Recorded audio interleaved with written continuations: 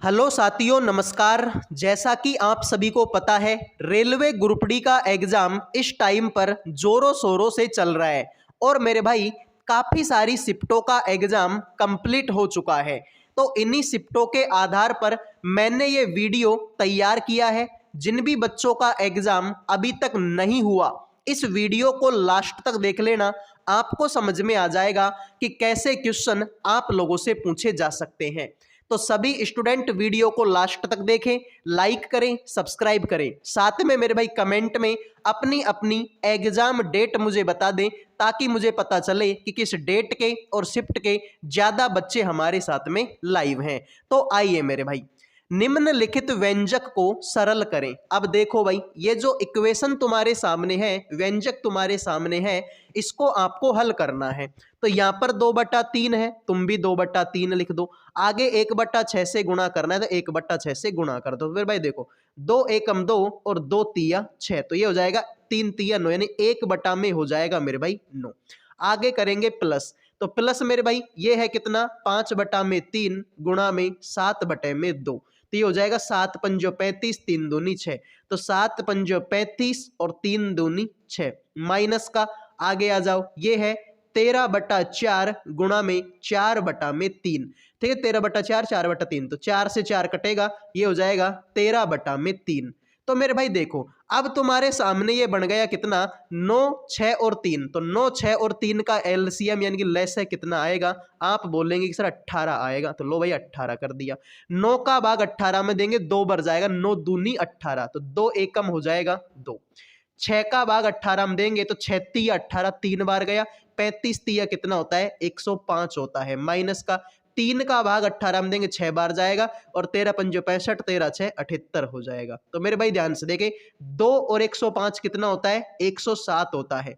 107 में से 78 घटाएंगे और बटे में मेरे भाई 18 तो है ही, तो 107 में से 78 गया, तो मेरे भाई 22 और 7 29, 29 बटे में 18, यही तुम्हारे सवाल का राइट आंसर है। उम्मीद करूंगा ये सवाल आपको समझ में आ गया होगा। मैंने बड़े ही प्यार से और आसान तरीके से आपको ये सवाल करवा दिया है। जिनको समझ में नहीं आया, इस वीडियो को थोड़ा पीछे लेके देख लेना, फिर से आपको ये सवाल समझ में आ जाएगा। आओ मेरे भाई, वीडियो में आगे बढ़ने से पहले जो भी बच्चे रेलवे ग्रुप डी एग्जाम 2025 की तैयारी कर रहे हैं, उन सभी के लिए करंट अफेयर का, जीके का, रीजनिंग का और मैथ सब्जेक्ट का पीडीएफ तैयार कर दिया केवल 100 रुपये में। इस 100 रुपये में आपको इन चारों सब्जेक्टों का पीडीएफ मिल जाएगा। साथ में मेरे भाई, अगर कोई बच्चा इस पूरे पीडीएफ को पढ़ लेता है तो लगभग उसका सिलेक्शन पक्का है। तो मेरे भाई, जैसे क्वेश्चन पीडीएफ में है, ऐसे ही क्वेश्चन आपको परीक्षा में देखने को मिलेंगे। तो भाई 100 रुपये कोई बहुत बड़ी बात नहीं है। अगर 100 रुपये के पीडीएफ से आपको 10 क्वेश्चन भी एग्जाम में देखने को मिलते हैं, तो ये बहुत ही अच्छी बात हो जाएगी। तो जिन भी बच्चों को चाहिए, इन नंबरों पे व्हाट्सएप मैसेज करके मात्र 100 रुपये में आप चारों सब्जेक्टों का पीडीएफ ले सकते हो। आइए अगले सवाल पर बढ़ते हैं। रघु और सीता की वर्तमान आयु क्रमशः 17 वर्ष और 41 वर्ष है। 5 साल पहले रघु की आयु सीता की आयु की कितनी थी? सभी बच्चे बताएंगे भाई इस सवाल का आंसर क्या होगा। तो मेरे भाई देखो, वर्तमान में रघु की आयु कितनी है? रघु की आयु वर्तमान में 17 साल है। तो ये तो 5 साल पहले की बात कर रहा है, तो 5 साल पहले भाई 5 साल घटा दो इसमें से, तो रघु की आयु 5 साल पहले कितनी थी? 12 थी। अगर मैं सीता की बात करूंगा, तो सीता की वर्तमान आयु कितनी है? 41, लेकिन इसने तो 5 साल पहले के लिए बोला है, तो इसमें से 5 घटाएंगे, आंसर आएगा मेरे भाई 36। तो तुमसे बोला कि रघु की आयु सीता की आयु की कितनी थी, तो रघु की आयु कितनी है? 12। किससे कंपेयर करवा रहा है? सीता से। तो सीता की आयु कितनी है? 36। तो 12 एकम 12 और 12 तिया 36, यानी कि 1/3 हो जाएगा। तो जिन भाई 1/3 मतलब 1/3, तो जिन्होंने डी आंसर दे दिया है उनके मजे हो गए, बाकी सभी का सवाल गलत हो चुका है। आओ मेरे भाई अगले सवाल पर बढ़ते हैं। तो सभी से रिक्वेस्ट है, लाइक और सब्सक्राइब कर दीजिए। देखो भाई, आप लोगों से बोला है कि 43 गुणा में 36 इज इक्वल टू है 1548। तो तुमसे बोला है कि 0.001548 का भाग देना है 3.6 में, तो इसका मान बताओ क्या होगा। तो देखो सिंपल सी बात है, यहाँ पर 43 गुणा 36 बराबर में 1548 है। तो अगर मुझे यहाँ से 43 की वैल्यू निकालनी पड़ेगी तो 36 यहाँ पर गुणा में, तो इसका भाग इसमें जाएगा, तो ये हो जाएगा 1548 बटा में मेरे भाई कितना हो जाएगा सर 36 का भाग दे दो। तो आप देखो इसमें और इसमें क्या फर्क है भाई, इसमें और इसमें क्या फर्क है। आप बोलोगे सर कोई फर्क नहीं है, 1548 तो देखो इसमें भी है, 1548 तो इसमें भी है, 36 इसमें भी है, 36 इसमें भी है, बस पॉइंटों का फर्क है। तो यहाँ पर कितनी संख्या छोड़कर पॉइंट है, 1 2 3 4 5 6 संख्या छोड़कर पॉइंट है। तो सर यहाँ पर तो 6 संख्या छोड़कर पॉइंट है, और यहाँ पर मेरे भाई 1 संख्या छोड़कर पॉइंट है। तो 6 में से 1 घटेगा तो सर 5 संख्या छोड़कर पॉइंट लग जाएगा, बस इतना याद कर लो। ठीक है भाई, देखो ऊपर तो 6 संख्या छोड़कर पॉइंट, नीचे 1 संख्या छोड़कर पॉइंट, तो भाई 1 पॉइंट से तो 1 पॉइंट कट जाएगा, बचेंगे कितनी 5 संख्या। तो भाई 5 संख्या छोड़ के पॉइंट लगा दो। तो यहाँ पर 43 तो है ही, 43 तो 2 अंक तो ये हो गए, 2 के बाद में ये तीसरा, ये चौथा और ये पांचवा, अब लगा दो पॉइंट। तो 5 संख्या छोड़ के पॉइंट इसी में है, यही तुम्हारे सवाल का राइट आंसर हो जाएगा। तो जिन्होंने डी आंसर दे दिया है उनके हो गए मजे, बाकी सभी का सवाल गलत हो चुका है। आओ मेरे भाई, अर्जुन रेड्डी बड़ी से 2 गुना अच्छा कारीगर है, वे दोनों मिलकर 14 दिनों में काम खत्म करते हैं। अर्जुन और बड़ी को स्वतंत्र रूप से काम करने के लिए कितने दिन लगेंगे। तो मेरे भाई देखो, एक तो अर्जुन रेड्डी है और एक मेरे भाई आपका बड़ी है। अर्जुन रेड्डी जो है बड़ी से 2 गुना अच्छा कारीगर है। अगर बड़ी की क्षमता 1 काम करने की है तो अर्जुन रेड्डी की क्षमता 2 काम करने की होगी। अरे तभी तो दुगना अच्छा, ठीक है, दुगना अच्छा कारीगर है। तो ये अगर 1 काम करता है तो ये 2 काम करता है, तो दोनों मिलकर कितने काम करेंगे सर, 1 और 2 दोनों मिलकर तो सर ये 3 काम करेंगे। और कितने दिनों तक काम करते हैं, 14 दिनों तक काम करते हैं। तो 14 से इसको गुणा कर दो, तो 14 दूना 28, 14 तिया 42, तो टोटल काम हो गया 42। अब बोला कि स्वतंत्र रूप से कितने काम करेंगे, यानी अलग अलग कितना काम करेंगे, कितने दिनों में काम करेंगे। तो अर्जुन रेड्डी तो एक दिन में 2 काम करता है, तो इसमें अगर मैं 2 का भाग दूंगा तो 21 दूना 42, तो एक तो आएगा 21। फिर वही बात भाई, 14 दूना 28, 14 तिया 42, बड़े ही तो 1 काम करता है, इसमें 1 का भाग देंगे तो वही 42 आंसर आएगा। तो 21 दिन और 42 दिन, यही तुम्हारे सवाल का राइट आंसर है। उम्मीद करूंगा मेरे भाई ये सवाल भी आपको समझ में आ गया होगा। अब बढ़ते हैं अगले सवाल पर। आप लोगों से बोला है कि श्री एक्स और श्री वाई ने क्रमशः 40,000 और 50,000 के निवेश के साथ एक व्यापार शुरू किया। वे लाभ के 50% के बराबर हिस्सेदारी रखने के लिए और वर्ष के अंत में शेष राशि को उसके आनुपातिक निवेश के अनुसार विभाजित करने के लिए किए जाने पर सहमत हुए। यदि श्री एक्स को श्री वाई की तुलना में 800 रुपये कम मिलते हैं तो श्री एक्स का कुल लाभ ज्ञात करें। सभी बच्चे बताएंगे भाई इस सवाल का आंसर क्या होगा। तो देखो भाई, जिनको ये सवाल समझ में नहीं आया उनको मैं सवाल बता देता हूं कि 2 आदमी है, एक तो एक्स है और एक वाई है। एक ने लगाए 40,000 रुपये, एक ने लगाए 50,000 रुपये। अब ये बोल रहे हैं कि जितना भी तुम्हारा लाभ होगा भाई, जितना भी तुम्हारा लाभ होगा उसका 50% तो बराबर लेंगे। यानी जो भी तुम्हारा लाभ है, मान लो तुमको 100 रुपये का लाभ हुआ तो 100 रुपये के लाभ में से क्या करेंगे कि जो आधे है ना भाई, 50% का मतलब आधा ही होता है, तो 50 रुपये में से तो ये बराबर ले लेंगे, यानी 25 तो ये ले लेगा, 25 दूसरा वाला ले लेगा, और बाकी का जो 50 बचेगा ना, इसको मेरे भाई इस अनुपात में बांटे। भाई जो जितना पैसा लगाएगा उसी अनुपात में पैसे ले जाएगा। तो भाई देखो, दुनिया में सब कुछ 100% होता है, तो 100% तो 50% देखो, तो 50-50% के 2 हिस्से हो गए, 50-50% के 2 हिस्से हो गए। तो इसको तो ये बराबर बांटेंगे और इसके 2 टुकड़े करेंगे। और 2 टुकड़े कैसे करेंगे मेरे भाई, अनुपातिक निवेश के अनुसार। तो मेरे भाई ये 40,000 रुपये लगाता है और ये 50,000 लगाता है, तो एक्स लगाता है कितना, एक्स लगाता है कितना 40,000 रुपया लगाता है। और वाई कितना लगाता है, वाई लगाता है मेरे भाई आपका 50,000 रुपया लगाता है। तो 4 जीरो से 4 जीरो कटेंगी, ये आएगा 4/5।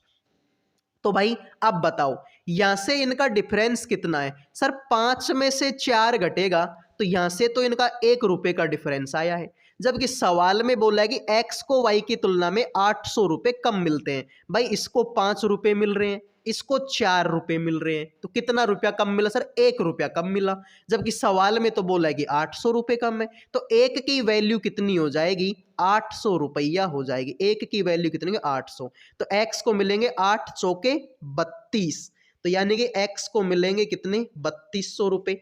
y को मिलेंगे 8 पंजो 40, यानी y को मिलेंगे कितने? 4000 रुपए मिलेंगे। तो ये 50% की वैल्यू हो गई। भाई बाकी का 50% तो सेम है, 50%, तो 50% की वैल्यू कितनी है? तो देखो 3200 तो ये और 4000 ये, यानी कि 7200 रुपए है। तो 50% की वैल्यू कितनी है? 7200 रुपए। तो बोला कि x को कुल लाभ कितना हुआ, तो इसने बोला था कि 50% को तो बराबर बांटेंगे, तो 7200 को बराबर बांट दो, आधे आधे हिस्से में बांट दो, तो 7200 का आधा होता है 3600। तो x को 36 दूना 72, यानी कि 3600 रुपए तो इस 7200 में से मिलेंगे, और 3200 रुपए का लाभ यहां पर हो गया। तो 3600 और 3200 कितना हो गया? 6800 हो गया। बात खत्म। यही तुम्हारे सवाल का राइट आंसर है। उम्मीद करूंगा समझ में आ गया होगा। ठीक है भाई, तो देखो 50% को तो बराबर बांटेंगे और बाकी का जो 50% है उसको अनुपातिक निवेश में बांटेंगे। तो अनुपातिक निवेश, इसने 40,000 लगाए, इसने 50,000 लगाए, तो 40,000 बटे 50,000 काटेंगे तो 4/5 आएगा। इसको मिला 4 रुपया, इसको मिला 5 रुपया। कितने का डिफरेंस है सर? 1 रुपये का। लेकिन सवाल में तो बोला गया 800 रुपये का है, तो एक बराबर में हो गया 800। तो 8 चौके 3200 इसको मिल गया, 8 पंजो 40, 4000 इसको मिल गया। तो दोनों को कितना मिला? 3200 और 4000 कितना? 7200, यानी 50% की वैल्यू है 7200। तो जो 50% की वैल्यू 7200 है, तो इसको तो आधा आधा बांटेंगे वो, ठीक है, बराबर हिस्सेदारी। तो 7200 का आधा हो गया 3600, तो 3600 तो यहां से मिल गया और 3200 यहां से मिल गया, टोटल हो गया 6800। तो लाइक सब्सक्राइब कर दो मेरे भाई। निम्नलिखित पाई चार्ट कंपनी XYZ द्वारा बिक्री की गई खेल सामग्रियों की जानकारी दर्शाता है। वर्ष 2016 में कंपनी की कुल आय 36,82,000 थी। तो 2016 में फुटबॉल किट से कितनी आय आई थी? तो बताओ मेरे भाई, 36,82,000। तो आप बोलेंगे कि सर फुटबॉल किट से कितनी आई है? 25% आई है। 25% का मतलब क्या होता है? 25% का मतलब होता है 25/100, यानी 25 एकम 25 और 25 चौका 100, यानी 1/4। 1/4 हो गया मेरे भाई 25% का। तो ये टोटल कितना था? 36,82,000 था। 36,82,000 आपका टोटल था। तो 1/4 निकाल दो, तो 4 का भाग देंगे, 4 8 का 32, 4 नाम का 36, 0, ठीक है। फिर हो जाएगा तुम्हारा, सॉरी 4 8 का देखो, 4 नाम का 36 हो जाएगा, 4 दूनी 8 हो जाएगा, और फिर ये तुम्हारा हो जाएगा 4 दूनी 8, फिर 0 आएगा, 4 पंजो 20, यानी कि ये आ जाएगा तुम्हारा, ठीक है भाई, 9,20,500 रुपये। ठीक है, तो 36,82,000 में 4 का भाग देंगे तो 9,82,500 आंसर आ जाएगा। अगले सवाल को देखो भाई, रिक और हन्ना के बीच 78 रुपए को गेक अनुपात 2 के अनुपात में बांटा गया, तो हन्ना को कितनी राशि मिली? तो मेरे भाई रेक तो रिक है और एक हन्ना है, 1:2 में बांटा है, तो इसको मिला 1 रुपया, इसको मिला 2 रुपया। तो टोटल रुपया कितना हो गया मेरे भाई? 2 और 1 3 रुपया हो गया, जबकि यहाँ पर टोटल रुपया तो 78 था। तो मेरे भाई इसका भाग देंगे, 3 दूनी 6 और 3 6 18। तो तुमसे बोला कि हन्ना को कितनी राशि मिली? सर हन्ना को तो 2 रुपए मिले हैं, तो 26 दूना कितना हो गया? 52 हो गया। बात खत्म। तो जिन्होंने मेरे भाई 52 आंसर दे दिया है उनके तो मजे हो गए, बाकी सभी का ये सवाल गलत हो चुका है। उम्मीद करूंगा मेरे भाई ये सवाल भी समझ में आ गया होगा। एक व्यक्ति है मेरे भाई, यहां पर गलती से पॉइंट लग गया, इस पॉइंट को हटा दो, ठीक है भाई। तो एक व्यक्ति 10,390 रुपए को बेटे और बेटी में 11:10 के अनुपात में बांट देता है। बेटे को कितनी राशि मिली? तो मेरे भाई देखो, एक तो उसका बेटा है यानी कि सन है, एक उसकी बेटी यानी कि डॉटर है। तो मेरे भाई इनको 11/10 मिल रहा है, इसको मिला 11 रुपया, इसको मिला 10 रुपया, तो टोटल रुपया हो गया मेरे भाई कितना, 21 रुपया मिल गया। तो टोटल पैसा 10,390, टोटल पैसा है 10,390। इसमें कितना रुपए बांटेंगे, 21 रुपए को बांटे, तो 21 का भाग दे दो। अब बोले बेटे को कितनी मिली, तो बेटे को तो 11 रुपए मिले, तो इसको 11 से क्या कर दो, गुणा कर दो। तो भाई 10,390 को 11 से गुणा करेंगे तो आंसर आएगा 0, 11 9 99, 3 33, और 9 कितना होता है सर, 33 और 9 यानी कि 42 होता है, तो 42 का 2 हो जाएगा, 11 एकम 11। अब इसमें अगर मैं 21 का भाग दूंगा तो 21 पंजो 105 हो जाएगा, 7 बचेगा, 21 पंजे 105, यानी कि मेरे भाई 9 बचेगा, 21 चौका 84, यानी कि 54 के समथिंग। तो 54 तो इसी ऑप्शन में है, ठीक है मेरे भाई, 54 तो इसी ऑप्शन में है, तो आगे सोल्व करने की कोई जरूरत नहीं है, ठीक है। पूरा भाग देने का क्या मतलब है भाई, जब शुरू में ही हमारा आंसर आ गया तो ठीक है, जब शुरू में ही हमारा आंसर आ गया तो आगे मल्टीप्लाई करने की, डिवाइड करने की हमको कोई जरूरत नहीं है, यही तुम्हारे सवाल का आंसर होगा। आओ मेरे भाई अगले सवाल पर बढ़ते हैं। एक बिंदु किसी रेखाखंड को बिंदु 4 5 और -3 3 को जोड़ते हुए अंतरित रूप से 2:3 के अनुपात में विभाजित करता है, तो बिंदु के निर्देशांक ज्ञात करें। मेरे भाई ध्यान से देखो, ये एक सीधी लाइन है, यहां पर मेरे भाई एक बिंदु है 4 और 5, इधर को मेरे भाई एक बिंदु है -3 और -3, सॉरी -3 और 3, इसको बांटता है 2:3 में, ठीक है भाई, इसको बांटता है 2 और 3 के अनुपात में बांटता है। तो मेरे भाई जब भी कोई बिंदु किसी रेखा को इस तरह से काटता है तो मेरे भाई उसके निर्देशांक कैसे निकालते भाई, एक्स के निर्देशांक हम कैसे निकालेंगे, एक्स का निर्देशांक होता है मेरे भाई x2 m1, ठीक है भाई, या फिर इसको आप किताबी लैंग्वेज लिख दो m1 x2 प्लस में m2 x1 अपोन में हो जाएगा m1 प्लस में m2। तो देखो m1 की वैल्यू कितनी है 2, और x देखो ये है x2, ये है y2, ये है आपका x1 और ये है आपका y1, ये है m1 और ये है आपका m2। तो m1 की वैल्यू कितनी है 2 और x2 की वैल्यू कितनी -3, तो 3 दूनी 6, यानी ये हो जाएगा -6, प्लस में मेरे भाई m2 की वैल्यू कितनी है 3 और x1 की वैल्यू कितनी 4, 3 चौके 12, बटे में m1 m2, तो 2 और 3 हो जाएगा मेरे भाई 5, तो 12 में से 6 गया तो मेरे भाई 6 बचेगा, बटे में 5 तो 6/5, तो 6/5 तो इसी ऑप्शन में है। इसका मतलब यही तुम्हारे सवाल का राइट आंसर है। दूसरा तरीका देख लो मेरे भाई, अगर तुम्हें y के निकाल, देखो x का अगर तुम्हारे समझ में नहीं आए तो y का आ जाएगा, देखो y का भी सेम ही है, ये हो जाएगा m1 y2 प्लस में m2 y1 अपोन में हो जाएगा m1 प्लस में m2। तो देखो m1 की वैल्यू कितनी है 2 और y2 की वैल्यू कितनी है 3, तो 3 दूनी ये हो जाएगा 6, प्लस में m2 y1, m2 की वैल्यू 3 और y1 की वैल्यू 5, तो 5 तिया ये हो जाएगा 15, बटे में मेरे भाई 2 और 3 हो जाएगा 5, तो 16 और 5 हो जाएगा 21 बटे में 5, तो 21/5 यहाँ पर है।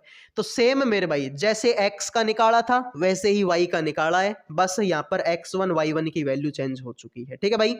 तो उम्मीद करूंगा ये सवाल भी आपको समझ में आ गया होगा, और ये सवाल मेरे भाई काफी ज्यादा इंपॉर्टेंट है, ठीक है। ये जो सवाल तुमने अभी किया, जो मैंने करवाया, ये सवाल काफी ज्यादा इंपॉर्टेंट है, ऐसे ही सवाल एग्जाम में आ रहे हैं। तुमसे बोला गया कि मेरे भाई एक पंक्ति में 3 घनों को एक साथ रखकर बने घनाभ के कुल क्षेत्रफल और तीनों घनों के कुल क्षेत्रफल का अनुपात निकालो। मेरे भाई देखो, इस तरीके से एक घनाभ बनता है, इस तरीके से क्या बनता है, एक घनाभ बनता है। तो मेरे भाई मैं मान लेता हूं कि इस घनाभ की भुजा कितनी है, घनाभ की भुजा 1 है, तो घनाभ का, ठीक है, सॉरी घन, ठीक है, तो घन की भुजा 1 है, तो घन की तो सारी भुजा 1 होती है भाई, लंबाई चौड़ाई ऊंचाई सब 1 होती है। इसने बोला ऐसे 3 घन जोड़ दो, ऐसे मेरे भाई तुम 3 घन तुम जोड़ लो और फिर मेरे भाई बताओ, ठीक है, ऐसे इसने बोला कि 3 घन तुम जोड़ दो और अब बताओ। तो मेरे भाई देखो, इसकी भी लंबाई 1 लंबाई, तो लंबाई इसकी तो भाई टोटल 3, तो इसकी लंबाई हो गई मेरे भाई आपकी 3, बाकी चौड़ाई तो वही 1 रहेगी, ऊंचाई भी 1 रहेगी। अब बोला है कि घनाभ का कुल क्षेत्रफल, तो घनाभ का कुल पृष्ठीय क्षेत्रफल क्या होता है, 2 गुणा में होता है LB प्लस में BH प्लस में LH। तो ये होगा मेरे भाई 2 की जगह पर 2 एल बी, यानी लंबाई तो 3 है, चौड़ाई 1 है, तो 3 एकम 3, सॉरी 3 एकम 3 हो जाएगा। बी एच यानी चौड़ाई भी 1, ऊंचाई भी 1, तो बी एच हो गया 1। फिर एल एच लंबाई 3 है, ऊंचाई 1 है, तो 3 एकम ये हो जाएगा 3, तो 3 और 1 4 3 7 और 2 14, तो ये तो हो गया मेरे भाई आपका 14। अगर मैं घन की बात करता हूं तो घन का पृष्ठीय क्षेत्रफल क्या होता है भाई, भुजा का स्क्वायर होता है, तो भुजा तो 1 है, तो 1 का स्क्वायर 1 होगा, लेकिन ऐसे घन कितने 3 है, तो 1 और 1 और 1 3 हो जाए, ठीक है, तो घन का हो जाएगा मेरे भाई 3। सॉरी घन का होता है मेरे भाई आपका, ठीक है, घन का होता है भाई 6 गुणा में भुजा स्क्वायर होता है यार, ठीक है, घन का होता है आपका कितना, घन का होता है भाई 6 गुणा में भुजा का स्क्वायर, तो भुजा तो 1 है, तो 1 का स्क्वायर 1 होगा, तो 6 एकम 6, तो 6 इसका, 6 दूनी 12, 6 तिया 18, तो 14 बटे में 18, 2 से काटेंगे 7 बार, 2 से काटेंगे 9 बार, तो यही तुम्हारे सवाल का राइट आंसर है। उम्मीद करूंगा ये सवाल भी आपको समझ में आ गया होगा। पसंद आया है तो वीडियो को लाइक कर दो, चैनल को सब्सक्राइब कर दो। अगले वीडियो में मिलेंगे। जय हिंद, जय भारत।